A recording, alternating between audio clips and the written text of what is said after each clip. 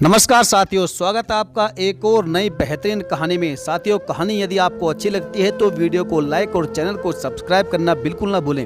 तो चलिए शुरू करते हैं इस कहानी को। विक्की की मम्मी पापा बहनें सब चाहते थे कि विक्की की शादी किसी पढ़ी लिखी खूबसूरत और मॉडर्न जैसी लड़की से हो। विक्की अच्छा लड़का था, पढ़ा लिखा सॉफ्टवेयर इंजीनियर था। उसके मम्मी पापा ने विक्की के लिए काफ़ी रिश्ते देखे थे, लेकिन हर बार रिजेक्ट कर दिए जाते। कभी किसी का कद छोटा लगता तो कभी कोई कम पढ़ी लिखी लड़की होती। हर बार कोई ना कोई कमी जरूर निकाल कर आते। ऑफिस जाने से पहले हर दिन विक्की सुनता था कि किसी ना किसी लड़की को देखने जा रहे हैं। न जाने कितनी बार प्रिया तैयार हुई और कितनी ही बार रिजेक्ट कर दी गई थी। प्रिया बहुत अच्छी लड़की थी। प्रिया के पापा एक मजदूर थे, वह बहुत गरीब थे। प्रिया के पापा ने न जाने कैसे कैसे करके अपनी प्यारी बेटी प्रिया को पढ़ाया लिखाया। प्रिया ने मास्टर डिग्री किया हुआ था, बहुत अच्छी संस्कारी लड़की थी, लेकिन कच्चा मकान और चारों तरफ गरीबी के साए नजर आते थे। प्रिया अच्छी तो थी, समझदार भी थी, लेकिन बुराई यह थी कि वह किसी गरीब की बेटी थी। और भला किसी गरीब से कौन रिश्ता जोड़ना चाहता है। आजकल तो समाज का यह हाल है कि लोग इंसानों से नहीं बल्कि अच्छा घर, गाड़ी, जमीन, जायदाद से रिश्ता करते हैं। प्रिया खाना बना रही थी कि तभी उसकी माँ उसके पास आई और उससे बोली, प्रिया, एक रिश्ता आया है, लड़के वाले कल देखने आ रहे हैं तुझे, तुम ऐसा करना, तैयार हो जाना। प्रिया का जिस्म कांपने लगा और बोली, माँ, मैं थक गई हूँ, क्या करूँ? हर बार कोई आता है और मुझे मेरे सामने ही मार कर चला जाता है।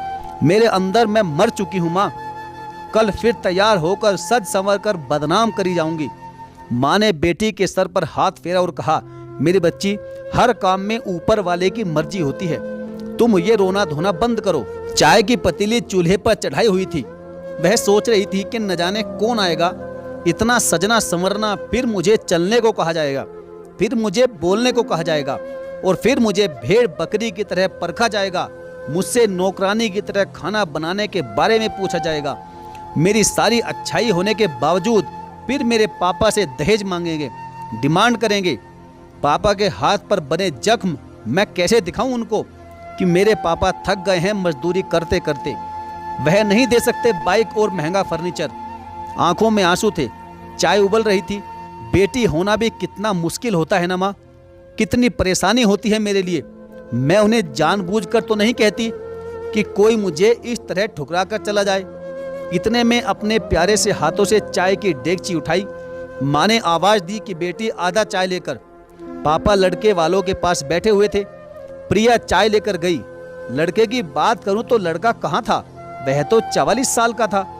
2 बार पहले से ही अपनी पत्नियों से तलाक ले चुका था। लड़के वाले मुझे देखकर कहने लगे, हाँ, लड़की तो ठीक है, बस हम चाहते हैं कि जल्दी से शादी हो जाए। प्रिया उस लड़के को देखकर बोली, माँ, क्या मैं आप पर बोझ हूँ? माँ ने प्यार से कहा, नहीं मेरी बेटी। प्रिया बोली, माँ, ये मेरी जिंदगी भर का सवाल है। आप मुझे ऐसे इंसान के साथ क्यों भेज रही हो जो पहले से ही 2 औरतों की जिंदगी बर्बाद कर चुका है? प्रिया माथे की बिंदी उतारने लगी। पता नहीं ऊपर वाले ने मेरे नसीब में क्या लिखा है, भला मैंने क्या पाप किया है। बारिश हो रही थी, कच्चा सा मकान था, छत से पानी टपकने लगा। नसीब की हारी हुई बेचारी प्रिया, मेहमान सब चले गए। बारिश में बैठकर बर्तन धोने लगी और कहने लगी, हे ऊपर वाले, मैं बहुत डरती हूँ अपने नसीब से। मुझे कोई अमीर सा इंसान तो नहीं चाहिए, मुझे बस वह 2 वक्त की रोटी खिला सके और मेरी इज्जत करे और मैं उसकी इज्जत करूँ। बस भगवान, मुझे कोई अच्छा हमसफर देना। कुछ दिन गुजरे कि एक रिश्ते वाली आई और प्रिया की माँ से कहने लगी कि बहन, एक रिश्ता है, लड़का बहुत चंगा है, फैमिली भी बहुत अच्छी और पढ़ी लिखी है, तुम कहो तो प्रिया की बात चला दूं? प्रिया की माँ ने एक ठंडी सी आह भरी और बोली, बहन, मैं तो थक गई हूँ अब। भला क्या कुछ नहीं किया है मैंने, लेकिन समाज के लोग लालची हो गए हैं, बेटी के साथ साथ हमारा खून भी मांगते हैं। भला यह कम नहीं कि अपने दिल को सीने से जुदा करके उन लोगों के हवाले कर दूंगी। लोग कहते हैं महंगी गाड़ी और एक ट्रक भरकर सामान का दूं। रिश्ते करवाने वाली आंटी बोली, बहन, जमाने के साथ चलना है तो यह सब तो करना ही पड़ता है। प्रिया की माँ ने कहा, ठीक है बहन, तुम लड़के वालों से बात करो। प्रिया झाड़ू लगा रही थी, सारी बातें सुन रही थी। न जाने क्यों दिल घबराने लगा। झाड़ू जमीन पर रखकर दीवार के साथ टेक लगाकर खड़ी हो गई। इतनी अच्छी, इतनी समझदार लड़की जानते हो क्यों बूढ़ी हो रही थी? क्योंकि बार बार वह ठुकराई जा रही थी। क्योंकि उसका बाप बहुत गरीब था। वह ट्रक भरकर दहेज नहीं दे सकता था। वह कार मोटरसाइकिल नहीं दे सकता था। इतने में पापा घर आए, साइकिल खड़ी की। थक चुके थे। बूढ़ा बाप, सफेद बाल, बुरा हाल। आवाज दी कि प्रिया मेरी बच्ची कहाँ हो? प्रिया ने आंसू साफ किए और बोली, जी पापा जी।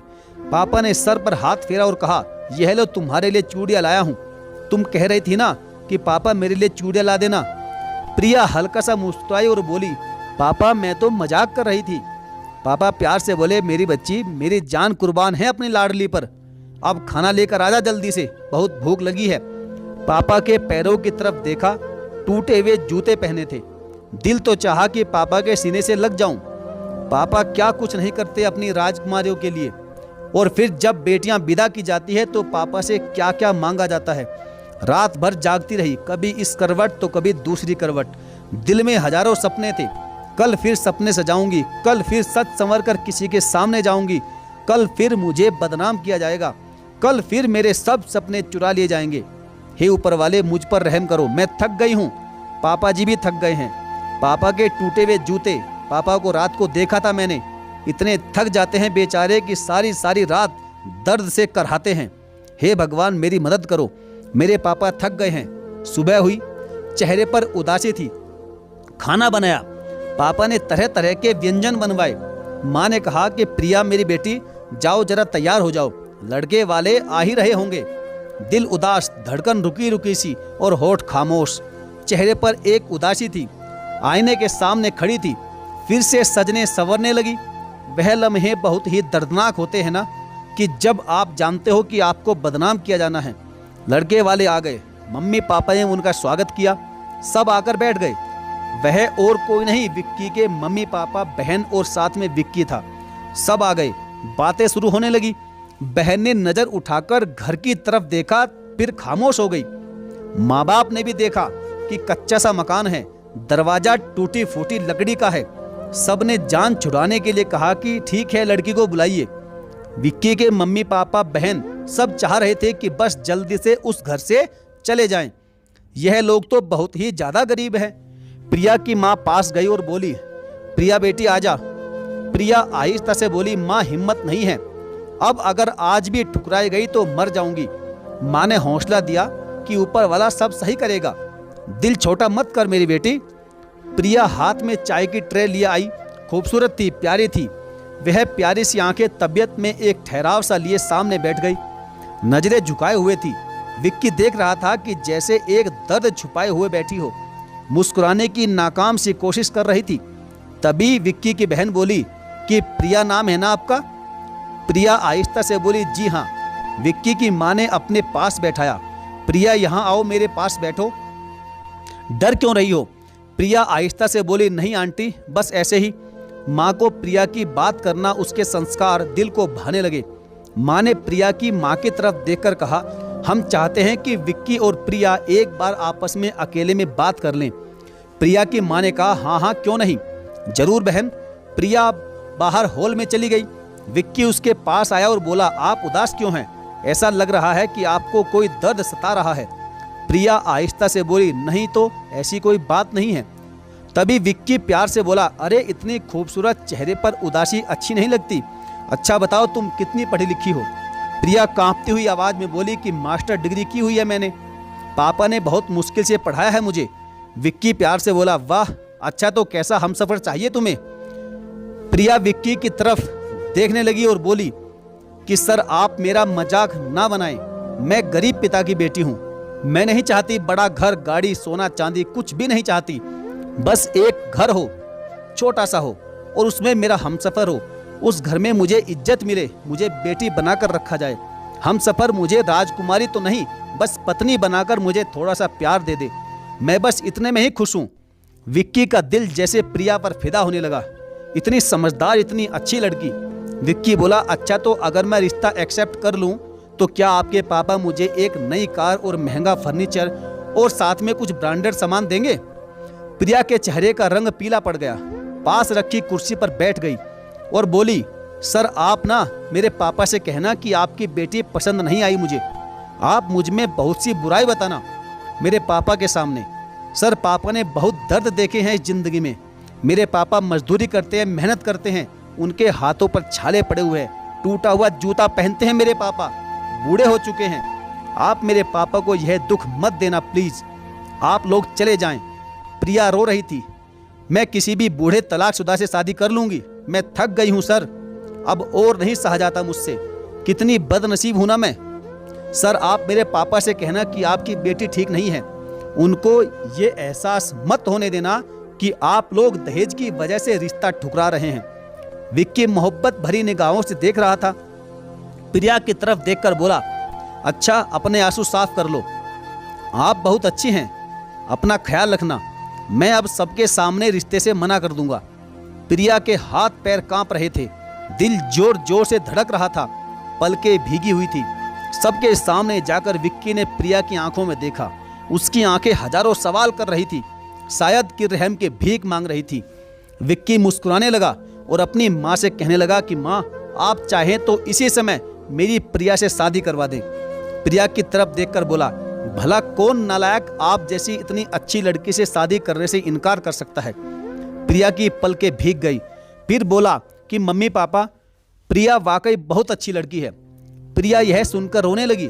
प्रिया की माँ की आंखों से आंसू बहने लगे। विक्की बोला, माँ क्या हम सिर्फ दहेज की खातिर एक लड़की को ठुकरा कर चले जाएं?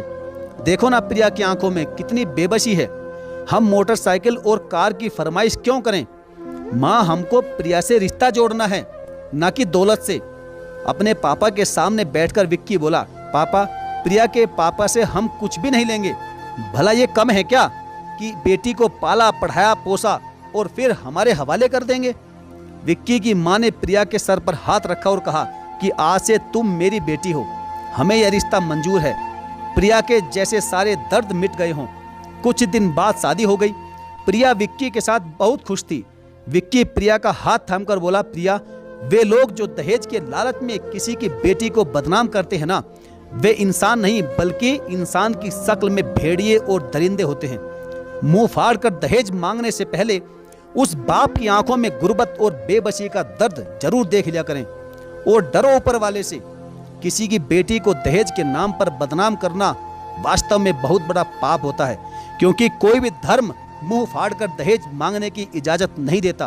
प्लीज इस तरह की रस्म को खत्म कर दें और घर बैठे बूढ़ी होती किसी गरीब की बेटी का हाथ थाम ले।